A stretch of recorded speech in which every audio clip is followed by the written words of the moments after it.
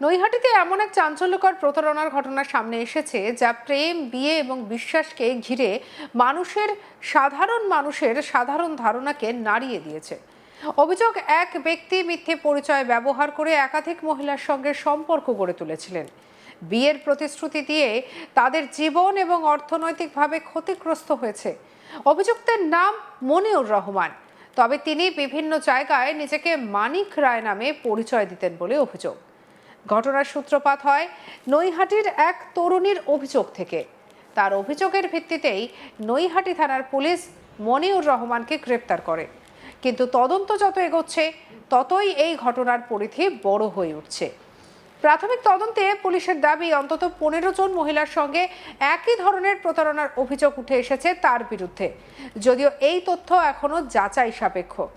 অভিযোগ অনুযায়ী মনিউর রহমান একটি ম্যাট্রিমনি সাইটে মানিক রায় নামে ভুয়ো প্রোফাইল তৈরি করেছিলেন, আর সেখানে তিনি নিজেকে একটি বড় গাড়ি কোম্পানির উচ্চপদস্থ কর্মী হিসেবে পরিচয় দিতেন এবং বার্ষিক আয় 1.5 কোটি টাকা বলে দাবি করতেন। এই প্রোফাইলের মাধ্যমে বিভিন্ন মহিলার সঙ্গে যোগাযোগ গড়ে তুলতেন তিনি। প্রথমে সাধারণ কথাবার্তা, তারপর ধীরে ধীরে ঘনিষ্ঠ সম্পর্ক তৈরি করতেন, বিয়ের প্রতিশ্রুতি দিতেন। অভিযোগকারীদের বক্তব্য অনুযায়ী সম্পর্ক গভীর হওয়ার পর থেকেই শুরু হয়েছে আর্থিক চাপ, কখনো পরিবারের জরুরি পরিস্থিতি, কখনো ব্যক্তিগত সমস্যার অজুহাত দেখিয়ে টাকা দাবি করা, পাশাপাশি গয়না এবং অন্যান্য মূল্যবান সামগ্রী নেওয়ার অভিযোগ উঠেছে তার বিরুদ্ধে। নৈহাটির তরুণীর দাবি অনুযায়ী তিনি ধাপে ধাপে মোট 85,000 টাকা এবং একটি সোনার ব্রেসলেট দিয়েছিলেন। তার বক্তব্য অনুযায়ী বারবার আশ্বস্ত করত যে খুব শিগগিরই বিয়ে হবে।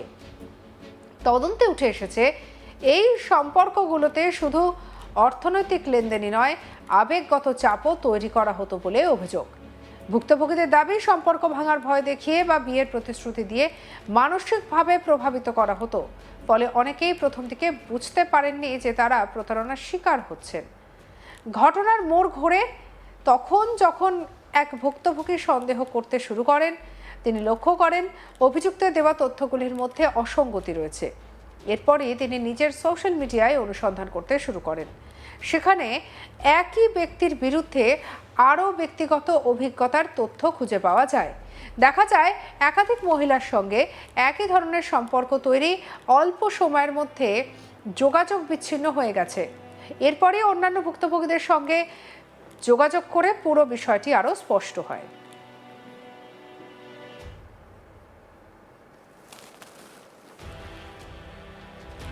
কি বলছেন অভিযোগকারী, শুনবো। আমাদের অ্যাকচুয়ালি আমরা ম্যাট্রিমনি সাইট থেকে এর সাথে পরিচয় হয়। ম্যাট্রিমনি সাইট থেকে আমাদের ম্যাট্রিমনি থেকে এনার সাথে পরিচয় হয়। ছেলেটির নাম ছিল মানিক রয়, মানে ওখানে নাম ছিল মানিক রয়। তারপরে আমরা জানতে পারি এর আসল নাম মনিউর রহমান। তো সেখান থেকে পরিচয় হয়। পরিচয় হওয়ার মোটামুটি আমার 3 মাস ধরে আমি একে জানি। তো সেখান থেকে সে বিভিন্ন ধরনের আমাদের কাছ থেকে ইমোশনালি বিভিন্ন ধরনের ভাবে বলে যে মানসিকভাবে চাপ সৃষ্টি করে, এবং সেখান থেকে আমাদের কাছ থেকে টাকা পয়সা জোগাড় করার চেষ্টা করে, এবং তার সাথে সাথে সোনার জিনিসপত্র এগুলো সবকিছু আদায় করে। আমার কাছ থেকে ক্যাশ নিয়েছে, সোনাও নিয়েছে। ক্যাশ মোটামুটি আমার কাছ থেকে 75,000 টাকা ক্যাশ, 85,000 টাকার কাছাকাছি ক্যাশ নিয়েছে। আর তার সাথে সাথে আবার সোনার ব্রেসলেট নিয়েছে একটা 10 গ্রামের।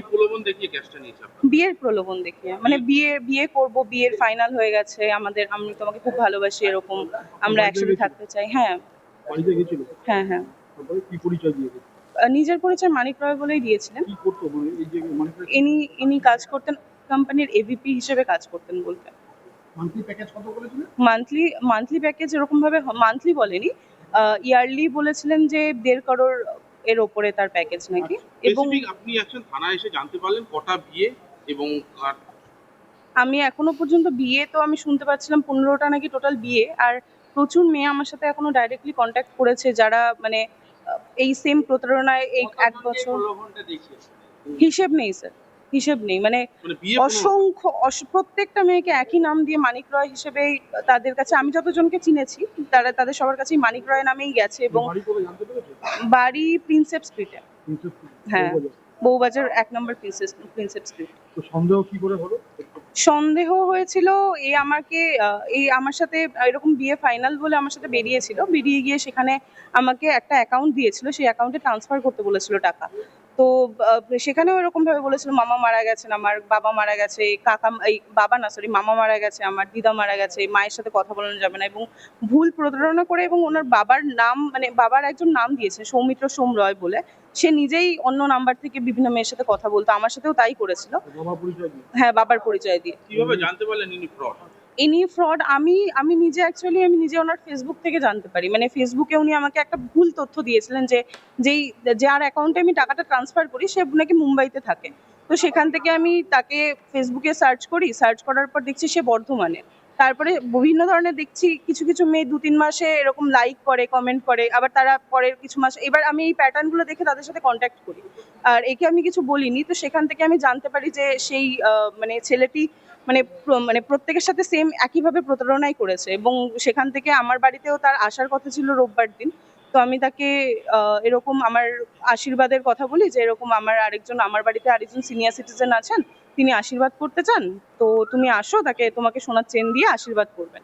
তো এই প্রতারণার ফাঁদেই উনি ওটা শুনে আমার বাড়িতে আসেন, এবং আমি তার আগে এসে আমি পুলিশকে জানিয়ে গেছিলাম যে এরকম আমার সাথে হচ্ছে, আমার এই জিনিসটা মনে হচ্ছে। আমি চাইছি এই যে জিনিসটা আমরা মানে অলরেডি কিছু মেয়ে তো অলরেডি আমরা ফেসে আছি বিভিন্নভাবে। তো আমি চাইছি যে এটা যেন কারোর সাথে না হয়, কোনো মেয়ের সাথে না হয়, এর উচিত শিক্ষা এর পাওয়া উচিত, যাতে এটা দেখে অন্য কোনো মেয়ের সাথে ও এরকম না করতে পারে, বা এই আরো যদি কারণ এই পুরো চক্রটাই যেন বন্ধ হয় এইভাবে। অরিজিনাল কি বউ রয়েছে? হ্যাঁ, ইনি বিবাহিত শোনা গেছে, আমি তো জানতাম না। এনার আমরা কোনো টাকা এখনো পর্যন্ত পাইনি। হ্যাঁ, মানে এদের কি আরো গ্যাং আছে বা এর সঙ্গে কি আরো? দেখুন স্যার, আমি এখানে জানি না, আমি শুধুমাত্র আমি যে এই মানুষটিকে চিনতাম, তো আমার মনে হয়েছে এ প্রতারণা করছে, তাই আমি পুলিশের হাতে দিয়েছি, তারা ইনভেস্টিগেট। ভুক্তভোগীদের পরিবারের দাবি, অভিযুক্ত কখনো নিজের পরিবারের সদস্য পরিচয় দিয়ে ফোনে কথা বলতেন যাতে কোনো সন্দেহ না হয়। এমনকি বাবা সেজেও তিনি ভুক্তভোগীদের পরিবারের সঙ্গে যোগাযোগ রাখতেন বলে অভিযোগ। ফলে দীর্ঘদিন ধরে কেউ বুঝতে পারেনি যে এটি একটি পরিকল্পিত প্রতারণা। পুলিশ সূত্রে জানা গিয়েছে অভিযুক্ত কলকাতার বউবাজার এলাকার বাসিন্দা। তদন্তে আরও জানা গেছে বিভিন্ন জায়গায় ভিন্ন ভিন্ন পরিচয় ব্যবহার করে তিনি একাধিক সম্পর্ক গড়ে তুলেছিলেন। আর এই ঘটনায় প্রতারণা এবং এর পাশাপাশি নির্যাতন, আর্থিক তছরূপের অভিযোগে মামলা রুজু করা হয়েছে। তদন্তকারীরা এখন খতিয়ে দেখছেন কতজন প্রকৃত ভুক্তভোগী রয়েছেন, কতটা আর্থিক ক্ষতি হয়েছে এবং এই প্রতারণার নেটওয়ার্ক আরও কতদূর বিস্তৃত। Mobile phone, social media account, matrimony সাইটের প্রোফাইল এবং ডিজিটাল তথ্য বিশ্লেষণ করা হচ্ছে। অভিযোগকারিনী কি বলছেন আর শুনবো। সোনার ব্রেসলেটটা উনি এরকম ভাবে আমার বাড়িতে এসে আমাকে জানায় যে এরকম মানে আমাদের মধ্যে একটু ঝামেলা চলছিল, যেহেতু মানে আমি বলছি যে ফ্যামিলির সাথে দেখা করাচ্ছে না, কিছু করাচ্ছে না। তো ও ফ্যামিলির মায়ের সাথে কোনোদিনও কথা বলায়নি, বাবার কোনোদিনও কোনো মানে ফটো চাইলে একটা ফটো দিয়ে দিয়েছিল, কিন্তু কোনোদিনও দেখা করায়নি।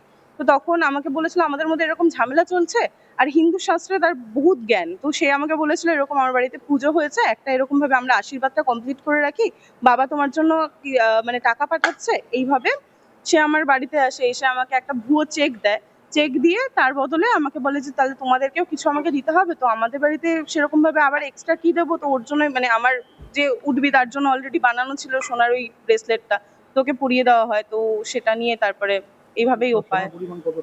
মোটামুটি 10 গ্রামের কাছাকাছি। নগদ টাকা আমি দিয়েছিলাম মোটামুটি ওই 85,000-এর কাছাকাছি, মানে ক্যাশ অ্যান্ড জিপে সবকিছু মিলিয়ে। সঙ্গে রাখুন আজ তাক বাংলাকে সাবস্ক্রাইব করতে ভুলবেন না।